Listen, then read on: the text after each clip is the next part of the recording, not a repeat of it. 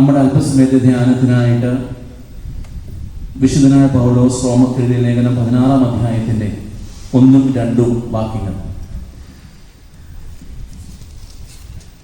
റോമർ 16:1-2 വാക്യങ്ങൾ. നമ്മുടെ സഹോദരി കംക്രയ സഭയിലെ ശുശ്രൂഷക്കാർത്തിയുമായ ഫേബയെ നിങ്ങൾ വിശുദ്ധന്മാർക്ക് യോഗ്യമാവണ്ണം കർത്താവിൻ്റെ നാമത്തിൽ കൈക്കൊണ്ട് അവൾക്ക് നിങ്ങളുടെ സഹായം വേണ്ടുന്ന ഏത് കാര്യത്തിലും സഹായിക്കേണ്ടതിന് ഞാൻ നിങ്ങളെ ഫലമേൽപ്പിക്കുന്നു. അവളും പലർക്കും വിശേഷാൽ എനിക്കും സഹായം ചെയ്തിരിക്കുന്നു. തുല്യം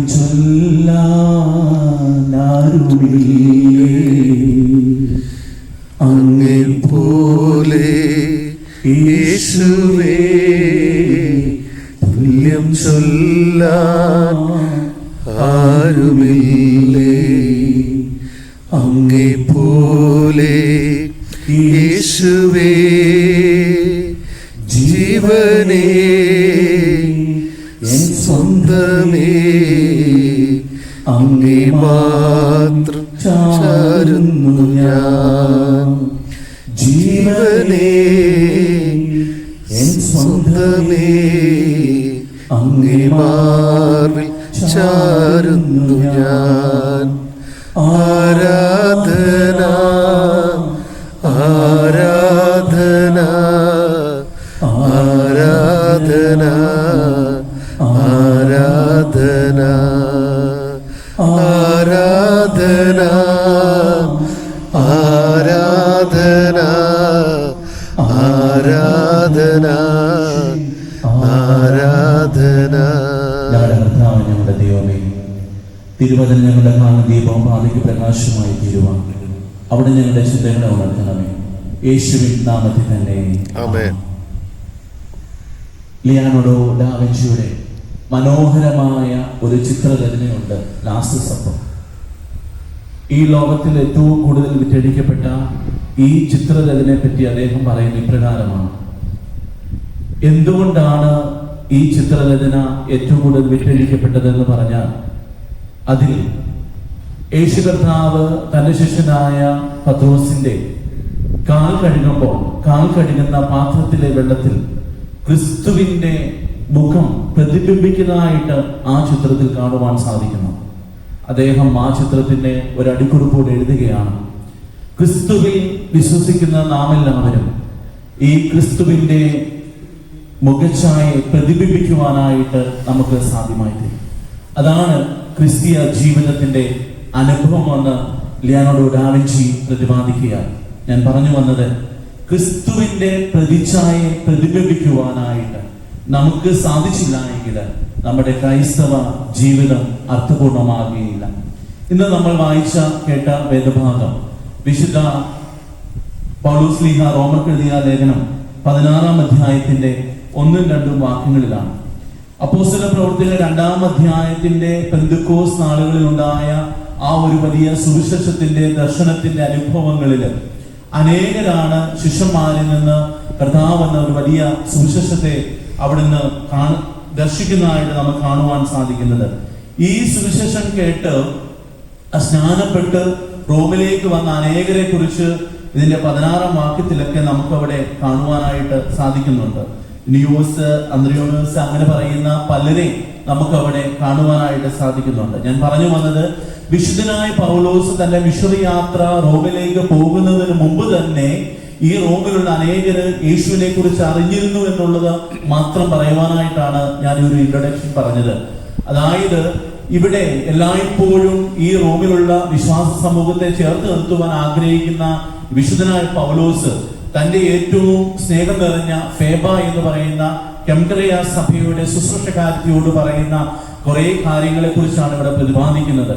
ഈ ഫേബയെ കുറിച്ച് പറയുന്ന മറ്റ് വേദപുസ്തകത്തിലെ മറ്റെങ്ങും തന്നെ ഈ ഫേബയെ കുറിച്ച് പ്രതിപാദിക്കുന്നില്ല എങ്കിൽ തന്നെ ഈ 2 വാക്യങ്ങളിലൂടെ പൗലോസിന്റെ ചില എഴുത്തുകളിലൂടെ വളരെ വ്യക്തമായിട്ട് അവിടെ ഈ ഫേബ ആരാണെന്നും തന്റെ ശുശ്രൂഷയെ പറ്റി വളരെ വ്യക്തമായിട്ട് പൗലോസ് അവിടെ എൻഡോസ് ചെയ്യുന്നതായിട്ട് കാണുവാനായിട്ട് സാധിക്കുന്നുണ്ട്. ഫേബ എന്നത് ഒരു ഗ്രീക്ക് വേർഡാണ്. അതിന്റെ അർത്ഥം എന്ന് പറഞ്ഞ പ്യുവർ, വിശുദ്ധം എന്നുള്ള അർത്ഥമാണ് നമുക്ക് അവിടെ കാണുവാൻ സാധിക്കുന്നത്. കെംക്രയ സഭയുടെ ശുശ്രൂഷക്കാരിയായ ഫേബ കർത്താവിന്റെ നല്ല ഒരു ശുശ്രൂഷ ചെയ്യുന്ന നല്ല മനോഭാവമുള്ള ഒരു വ്യക്തിത്വമായിട്ടാണ് കാണുവാൻ സാധിക്കുന്നത്. വിശുദ്ധനായ പൗലോസ് റോമർക്ക് എഴുതുന്ന ലേഖനത്തിൽ 1-ാം അധ്യായത്തിന്റെ 5 മുതൽ 7 വരെയുള്ള വാക്യങ്ങളിൽ എന്താണ് ക്രിസ്തു എന്ന സുവിശേഷത്തെ കുറിച്ച് അവിടെ പ്രതിപാദിക്കുന്നുണ്ട്. അവിടെ പറയുന്നുണ്ട്, ജഡം സംബന്ധിച്ച് എല്ലായ്പ്പോഴും ഈ ദാവീദിന്റെ സന്തതിയായി ജനിച്ച് മരിച്ച് ഉയർത്തെഴുന്നേറ്റ യേശുക്രിസ്തുവിനെ കുറിച്ചും, അതുപോലെ തന്നെ വിശുദ്ധി സംബന്ധിച്ച് ആത്മാവിൽ അനുഭവങ്ങളിലൊക്കെ നിറയപ്പെട്ട ദൈവപുത്രൻ എന്ന് യേശുക്രിസ്തുവിനെ കുറിച്ച് അവിടെ പറയുന്നുണ്ട്. അതാണ് എന്റെ സുവിശേഷമെന്ന് വിശുദ്ധനായ പൗലോസ് പറയുമ്പോഴും ഈ ഫേബയുടെ ജീവിതത്തില് അപ്രകാരം ഏറ്റവും അനുഗ്രഹപൂർണമായി വിളങ്ങി നിന്ന ചില ഗുണങ്ങളെ കുറിച്ച് അവിടെ മനസ്സിലാക്കുവാനായിട്ട് സാധിക്കുകയാണ്. അതായത് യേശു കർത്താവിന്റെ അപ്പോസ്തലിക പദവി ലഭിച്ച ഒരു വ്യക്തിയായിട്ടാണ് ഫേബെ കാണുവാൻ സാധിക്കുന്നത്. Feba A woman of faith and service എന്നുള്ളതാണ്. വിശ്വാസ ജീവിത അനുഭവങ്ങളിലും ദൈവം എന്നെ ഏൽപ്പിച്ച ശുശ്രൂഷകളിലും ഏറ്റവും അനുഗ്രഹപൂർണമായി ശുശ്രൂഷ ചെയ്ത ഫേബയെ കുറിച്ച് കാണുവാൻ സാധിക്കുന്നു. 3 ചെറിയ ചിന്തകൾ അതിവേഗം പറഞ്ഞു നിർത്തുവാനായിട്ട് ആഗ്രഹിക്കുകയാണ്. Phoebe's identity a servant of the church എന്നുള്ളതാണ്. ഫേബെ നമുക്കിവിടെ കാണുവാൻ സാധിക്കുന്ന വിശുദ്ധനായ പൗലോസ് പ്രസന്റ് ചെയ്യുന്നത് a servant of the church എന്നുള്ളതാണ്. കെംക്രയ സഭയുടെ ശുശ്രൂഷക്കാരത്തി എന്നുള്ളതായിട്ടാണ് നമുക്കിവിടെ കാണുവാനായിട്ട് സാധിക്കുന്നത്. അതായത് ആദിമ സഭയില് ഏറ്റവും അനുഗ്രഹിക്കപ്പെട്ട ഒരു ശുശ്രൂഷ ചെയ്ത വ്യക്തിയായിട്ടാണ് ഫേബെ കാണുവാൻ സാധിക്കുന്നത്. നമുക്കറിയാം, യഹൂദന്മാരുടെ ചരിത്രങ്ങളിലേക്ക് നോക്കുമ്പോൾ അവരുടെ ഒരു കാലഘട്ടത്തിൽ ഒരു സ്ത്രീ കർത്താവിന്റെ ശുശ്രൂഷ ചെയ്യുമ്പോൾ എത്രമാത്രം പ്രതികൂലങ്ങളെ അതിജീവിച്ചുകൊണ്ടാണ് തന്റെ ശുശ്രൂഷയെ ചെയ്തുവെന്ന് നമുക്ക് ചരിത്രങ്ങളിലൂടെ മനസ്സിലാക്കുവാൻ സാധിക്കുന്നുണ്ട്. എന്നാൽ ഏറ്റവും അനുഗ്രഹപൂർണമായിട്ട് നല്ല നേതൃത്വത്തോടുകൂടി ദൈവം എന്നെ ഏൽപ്പിച്ച ശുശ്രൂഷ കെംക്രയ സഭയെ ചെയ്ത ഫേബയാണ് നമുക്കിവിടെ കാണുവാൻ സാധിക്കുന്നത്. അവിടെ ചരിത്രങ്ങളിൽ രേഖപ്പെടുത്തിയിരിക്കുന്ന ഇപ്രകാരമാണ്, A faithful servant of Christ എന്നാണ് ഫേബയെ കുറിച്ച് പറഞ്ഞത്. അതായത് യേശു കർത്താവിന്റെ വിശ്വസ്തയായിട്ടുള്ള ശുശ്രൂഷക്കാരത്തി എന്നാണ് ഫേബയെ കുറിച്ച് പറയുന്നത്. പ്രിയമുള്ളവരെ, നമ്മുടെ ജീവിത അനുഭവങ്ങളിൽ നമുക്ക് എപ്രകാരമാണ് നമ്മെ ഏൽപ്പിച്ച ശുശ്രൂഷകളിൽ ആയിരിക്കാൻ സാധിക്കുന്നുവെന്ന് നാം ചിന്തിക്കേണ്ടിയിരിക്കുന്നു. യേശു കർത്താവ് വളരെ സുന്ദരമായിട്ട് പറയുന്ന ഇപ്രകാരമാണ്, ഞാൻ ഈ ലോകത്തിലേക്ക് വന്നിരിക്കുന്നത് അതായത് ശുശ്രൂഷ ചെയ്യിപ്പാനല്ല, ശുശ്രൂഷിപ്പാനായിട്ടാണ് എന്നുള്ളത് വളരെ സുന്ദരമായിട്ട് യേശു കർത്താവ് പറയുകയാണ്. മർക്കോസിന്റെ സുവിശേഷം 10-ാം അധ്യായത്തിന്റെ 43 മുതൽ 45 വരെയുള്ള വാക്യങ്ങളിൽ നമുക്ക് അവിടെ കാണുവാൻ സാധിക്കുന്നുണ്ട്. അതായത് എല്ലായ്പ്പോഴും ശുശ്രൂഷ ചെയ്യിപ്പാനല്ല, അനേകർക്ക് വേണ്ടി ശുശ്രൂഷിപ്പാനായിട്ടാണ് ഞാൻ വരുന്നത് പറയുന്ന കർത്താവിന്റെ വലിയ ശുശ്രൂഷയുടെ ഒരു മനോഭാവത്തിന്റെ അനുഭവമാണ് ഈ ഫേബയിലൂടെ കാണുവാൻ സാധിക്കുന്നത്. പ്രിയമുള്ളവരെ, ദൈവം നമ്മെ ഇവിടെ ആക്കിയിരിക്കുന്നത്, ഞാൻ എപ്പോഴും ഉപയോഗിക്കുന്ന ഒരു വാക്കാണ് നിയോഗം എന്ന് പറയുന്നത്. നമുക്ക് ഈ ഒരു സ്ഥാപനത്തിൽ ജോലി ചെയ്യുമ്പോൾ, ഈ സഭയിൽ നമ്മെ വ്യത്യസ്തമായ ശുശ്രൂഷകൾ ഏൽപ്പിക്കുമ്പോൾ അത് ദൈവത്തിന്റെ നിയോഗമാണെന്ന് തിരിച്ചറിയുവാനും ദൈവം നമ്മെ ഏൽപ്പിച്ച ഇടങ്ങളിലൊക്കെ ഏറ്റവും വിശ്വസ്തയോടുകൂടി ഫേബയെ പോലെ ശുശ്രൂഷ ചെയ്യുവാൻ നമുക്ക് സാധിക്കുമെങ്കിൽ അത് ഏറ്റവും അനുഗ്രഹപൂർണമായി തീരും. ഫെയ്ത്ത്ഫുൾ സെർവന്റ് ഓഫ് ക്രൈസ്റ്റ് എന്ന് നമ്മൾ മറന്നു പോകരുത്. വീണ്ടും നമുക്കിവിടെ കാണുവാൻ സാധിക്കുന്നത് ഫേബാസ് ഇൻഫ്ലുവൻസ് ആണ്, അതായത് ആസ് എ ബെനിഫാക്ടർ. ഇവിടെ എല്ലായ്പ്പോഴും എല്ലാ ഇടങ്ങളിലും ഈ ഫേബ തന്റെ സാന്നിധ്യം സ്വാധീനം അവിടുന്ന് ചെലുത്തുന്നതായിട്ട് കാണുവാൻ സാധിക്കുന്നു. ഒരു സഹായിയായിട്ട് എല്ലായ്പ്പോഴും നന്മയുള്ള പ്രയോജനമുള്ള ഒരു ജീവിതമായിട്ടാണ് ഈ ഫേബയെ കുറിച്ച് ഇവിടെ കാണുവാൻ സാധിക്കുന്നത്. 2 വാക്യങ്ങളിൽ മാത്രമേ വിശുദ്ധനായ പൗലോസ് ഈ ഫേബയെ കുറിച്ച് പറയുന്നുള്ളെങ്കിൽ തന്നെയും അവിടെ അത്രമാത്രം സ്വാധീനം ചെലുത്തി എന്നുള്ളതാണ് കാണുവാൻ സാധിക്കുന്നത്. അതായത് ഒരു സ്ത്രീ കെംക്രയ ആദിമ സഭയിലെ സഭയായ കെംക്രയ സഭയില് ഒരു ശുശ്രൂഷക്കാരത്തിയായിട്ട് തന്റെ ശുശ്രൂഷ നിർവഹിക്കുവാൻ സാധിച്ചു എന്നുള്ളത് ഏറ്റവും അനുഗ്രഹപൂർണമായ ഒരു കാര്യമാണ്. അതായത് തന്റെ ജീവിത അനുഭവങ്ങളില് ആതിഥ്യത്വം വഹിക്കുകയും തന്റെ ശുശ്രൂഷയുടെ അടയാളം എന്ന് പറയുന്ന കരുണയുടെ മനോഭാവമാണ്. അതുകൊണ്ടാണ് വിശുദ്ധനായ പൗലോസ് പറയുന്നത്, ഈ ഫേബ അനേകർക്ക് നല്ല സഹായം ചെയ്തുവെന്നും അത് പ്രത്യേകിച്ച് എനിക്ക് നൽകിയെന്ന് പറയുമ്പോൾ അതിന്റെ അർത്ഥതലങ്ങളിലേക്ക് പറയുന്നത് കരുണാപൂർവമായ ഇടപെടലുകൾ നമുക്ക് അവിടെ കാണുവാൻ സാധിക്കുന്നു. ദൈവം നമ്മെ ആക്കുന്ന ഇടങ്ങളിൽ നമ്മുടെ ശുശ്രൂഷയുടെ ഒരു അനുഗ്രഹം വിജയമെന്ന് പറയുന്നത് കരുണാപൂർവമായ ഇടപെടലുകൾ നമുക്ക് അവിടെ കാണുവാൻ സാധിക്കുന്നു. യേശു കർത്താവിന്റെ ജീവിതം അത് തന്നെയാണ്. യേശു കർത്താവ് പ്രത്യേകിച്ച് പ്രത്യേകിച്ച് വലിയ അത്ഭുതങ്ങളോ വലിയ വലിയ കാര്യങ്ങളോ ഒന്നും ചെയ്യുവാനായിട്ട് പോകുന്നില്ല. തന്റെ അടുക്കിലേക്ക് വരുന്നവരെ ചേർത്ത് പിടിക്കുവാനും ഒപ്പം നിർത്തുവാനും കരുണാപൂർവമായ ഇടപെടലുകൾ ഏറ്റവും അനുഗ്രഹപൂർണമായി തീർന്നുവെന്ന് നമുക്കിവിടെ മനസ്സിലാക്കുവാനായിട്ട് സാധിക്കുന്നു. പ്രിയമുള്ളവരെ, നമുക്ക് തരുന്ന ഈ കുഞ്ഞു ജീവിതത്തില് ദൈവം തമ്പുരാൻ നമ്മെ ആക്കുന്ന ഇടങ്ങളില്, നിയോഗങ്ങളില് എല്ലായ്പ്പോഴും കൊച്ചു കൊച്ചു ഇടപെടലുകൾ ഉണ്ടാകുവാൻ, അതെല്ലായ്പ്പോഴും ക്രിസ്തുവിന്റെ സ്നേഹത്തിൽ നിലനിന്നുകൊണ്ട് കരുണയുടെ മനോഭാവങ്ങളിലായിരിക്കാൻ നമുക്ക് സാധ്യമായി തീരേണ്ടിയിരിക്കുന്നു. പല സന്ദർഭങ്ങളിൽ ചിലപ്പോൾ നമ്മുടെ സാന്നിധ്യമായിരിക്കും അനേകർക്ക് ആവശ്യമായിട്ടുള്ളത്, നമ്മുടെ സമയങ്ങളിലായിരിക്കും, നമ്മുടെ താലന്തുകളായിരിക്കും, നമ്മുടെ സഹായങ്ങളിലായിരിക്കും. അതൊക്കെ എല്ലായ്പ്പോഴും നമുക്ക് ചെയ്യുവാൻ സാധിക്കുമെങ്കിൽ അത് ഏറ്റവും അനുഗ്രഹപൂർണമായി തീരും. ഈ ഫേബയെ കുറിച്ച് മനസ്സിലാക്കുമ്പോൾ അവൾ എല്ലാ ഇടങ്ങളിലും അവൈലബിൾ ആയിരുന്നു എന്നുള്ളതാണ്. അതുകൊണ്ടാണ് ഈ റോമിലേക്ക് അയക്കുവാനായിട്ട് വിശുദ്ധനായ പൗലോസ് ഈ ഫേബയെ തിരഞ്ഞെടുക്കുന്നത്. അതുപോലെ തന്നെ പ്രയോജനമുള്ളവളായിരുന്നുവെന്ന് നമുക്ക് മനസ്സിലാക്കാൻ സാധിക്കുന്നു. അതായത് കെൻക്രയ സഭയിലും തന്റെ ശുശ്രൂഷയിലും തുടർന്നുള്ള ശുശ്രൂഷയ്ക്ക് പ്രയോജനമുള്ളവളെന്ന് ഈ വിശുദ്ധനായ പൗലോസ് മനസ്സിലാക്കിയത് കൊണ്ടാണ് അവിടെ എല്ലായ്പ്പോഴും അവളെ തെരഞ്ഞെടുക്കുന്നതായിട്ട് കാണുവാൻ സാധിക്കുന്നത്. ദൈവം നമ്മെ ആക്കുന്ന ഇടങ്ങളിൽ പ്രയോജനമുള്ളവരായി തീരുവാൻ, നന്മയുള്ളവരായി തീരുവാൻ നമുക്ക് സാധ്യമായി തീരേണ്ടിയിരിക്കുന്നു. ഈ ഭൂമിയിൽ പച്ചയായ മനുഷ്യരായി ജീവിക്കുക എന്നുള്ളതാണ് ദൈവം തമ്പുരാൻ തന്റെ ഈ സുവിശേഷം കൊണ്ട് ആഗ്രഹിക്കുന്നത് എന്ന് നാം മനസ്സിലാക്കേണ്ടിയിരിക്കുന്നു. നമ്മുടെ ജീവിത അനുഭവങ്ങളിൽ, ശുശ്രൂഷ മേഖലകളിൽ എല്ലായ്പ്പോഴും മറ്റുള്ളവർക്ക് പ്രയോജനകരമായി തീരുവാനായിട്ട്, നന്മയുള്ള നല്ല മനുഷ്യരായി തീരുവാൻ നമുക്ക് സാധ്യമായി തീരേണ്ടിയിരിക്കുന്നു. ഞാൻ ശുശ്രൂഷ ചെയ്ത മൈലം പള്ളിയുടെ സമീപമുള്ള ഒരു ആശുപത്രിയാണ് വിജയ ഹോസ്പിറ്റല്. ഒരു ദിവസം ഐസിയിലുള്ള ഒരു രോഗിയെ കാണുവാനായിട്ട് ഞാൻ അവിടെ പോയപ്പോൾ അവിടെ PRO ആയിട്ട് വർക്ക് ചെയ്യുന്ന പി ബിനു ആവണീശ്വരം, നമുക്കെല്ലാവർക്കും അറിയാവുന്ന വ്യക്തിത്വമാണ്. അദ്ദേഹത്തെ കാണുവാനായിട്ട് ഇടയായി.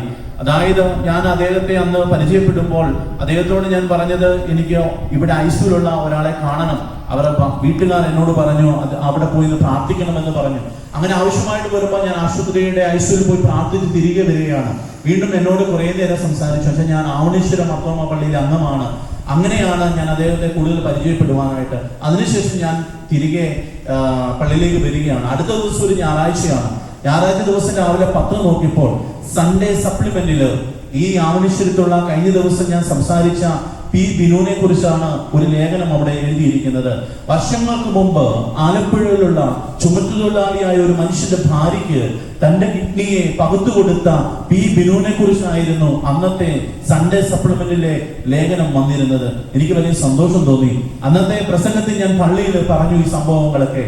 ഞാൻ തിങ്കളാഴ്ച ദിവസം വൈകുന്നേരം ഈ പി ബിനുവിനെ ഒന്നുകൂടെ കാണുവാനായിട്ട് ഞാൻ പോവുകയാണ്. ഞാൻ അദ്ദേഹത്തോട് പറഞ്ഞു, കഴിഞ്ഞ ദിവസം സൺഡേ സപ്ലിമെന്റ് ഞാൻ സാറിനെ കുറിച്ച് വായിച്ചു മനസ്സിലാക്കി. അപ്പോഴാണ് ഞാൻ മനസ്സിലാക്കിയത് കഴിഞ്ഞ ദിവസം എന്റെ മുമ്പാകെ എന്നോട് സംസാരിച്ച വ്യക്തി ഇത്രമാത്രം ഹൃദയശുദ്ധിയുള്ള പങ്കാളിത്തമുള്ള ഒരു മനുഷ്യനാണെന്ന് എനിക്ക് മനസ്സിലാക്കുവാനായിട്ട് സാധിച്ചത്. ഞാൻ ചോദിച്ചു, സാറിന് ഈ ആലപ്പുഴയിലുള്ള ചുമട്ടുതൊഴിലാളിയെ പരിചയമുണ്ടോ? ഇല്ല സാർ, എനിക്കറിയില്ല. ഞാൻ ചോദിച്ചു, എങ്ങനെയാണ് തന്റെ ജീവിതത്തെ പകുത്തു നൽകുവാനായിട്ട് സാധിച്ചത്? അപ്പോൾ അദ്ദേഹം എന്നോട് പറഞ്ഞത്, ക്രിസ്തുവിന്റെ സ്നേഹം കൊണ്ടാണ് ഞാൻ അവിടെ അപ്രകാരം ചെയ്യുവാൻ സാധിച്ചത്. പ്രിയമുള്ളവരെ, ആലപ്പുഴയിലുള്ള ചുമട്ടുതൊഴിലാളിയുടെ ഭാര്യയ്ക്ക് തന്റെ ജീവിതത്തെ പകുത്തു കൊടുക്കുവാൻ ആവണീശ്വരത്തുള്ള പി ബിനുവിന് സാധിച്ചുവെങ്കിൽ നമുക്ക് എത്ര കൊച്ചു കാര്യങ്ങളാണ് നമുക്ക് ചെയ്യുവാനായിട്ടുള്ളത് നാം മറന്നു പോകരുത്.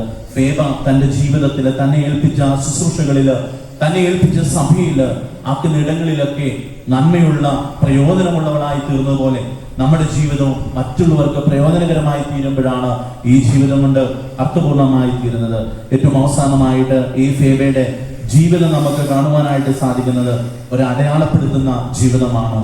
എ റിമാർക്കബിൾ ലൈഫ് എന്നുള്ളതാണ്. പിന്നെ രണ്ടാം വാക്യത്തിലേക്ക് പറയുന്നത് ഇപ്രകാരമാണ്. വിശുദ്ധനായ പൗലോസ് അവളെ കുറിച്ച് പറയുന്നത്, വിശുദ്ധന്മാർക്ക് യോഗ്യമാം വണ്ണം നിങ്ങൾ ഇവളെ കൈക്കൊള്ളണമെന്നാണ്. അപ്പോൾ നമ്മൾ നോക്കുമ്പോൾ അവരുടെ ജീവിതം അത്രമാത്രം ഒരു വിശുദ്ധിയുടെ അനുഭവത്തിൽ ജീവിച്ചു എന്നുള്ളതാണ്. പ്രിയമുള്ളവർ, ഈ സുന്ദരമായ ജീവിതത്തിൽ നാം ജീവിക്കുമ്പോൾ തമ്പുരാൻ നമ്മോട് ചോദിക്കുന്ന ഒരു ചോദ്യമുണ്ട്. നിനക്ക് സമ്മാനിക്കുവാനായിട്ട് നിന്റെ പക്കൽ എന്തുണ്ടെന്ന് ചോദിക്കുമ്പോൾ വിശുദ്ധിയുള്ള ഒരു ജീവിതമുണ്ട് എന്ന് ദൈവത്തോട് പറയുവാൻ നമുക്ക് എത്ര പേർക്ക് ആർജവത്തോടു കൂടി സാധിക്കുമെന്ന് നാം ചിന്തിക്കേണ്ടിയിരിക്കുന്നു.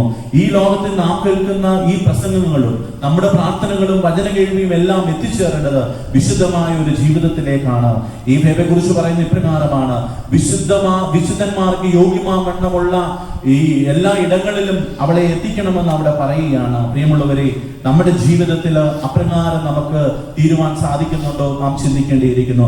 വിശുദ്ധനായ പൗലോസ് ഒരു കമന്റാണ് അവളെ കുറിച്ച് പറയുന്നത്. അതായത് അതുപോലെ തന്നെ റെക്കമെൻഡ് ചെയ്യുകയാണ്, നിങ്ങൾ യോഗ്യമാം വെണ്ണം ഇവളെ ശുശ്രൂഷിക്കണമെന്ന് പറയുകയാണ്. പ്രിയമുള്ളവരെ, അതായത് ഇപ്പോഴും അടയാളപ്പെടുത്തുന്ന ഒരു ജീവിതത്തിന്റെ മാതൃകയാണ് ഫേബ നമുക്ക് കാണിച്ചു തരുന്നത്. ക്രിസ്ത്യൻ ലൈഫ് എന്ന് പറയുന്നത് ഇതുപോലെ തന്നെയാണ്, അടയാളപ്പെടുത്തുന്ന ജീവിതമാണ് എന്ന് നാം മനസ്സിലാക്കേണ്ടിയിരിക്കുന്നു.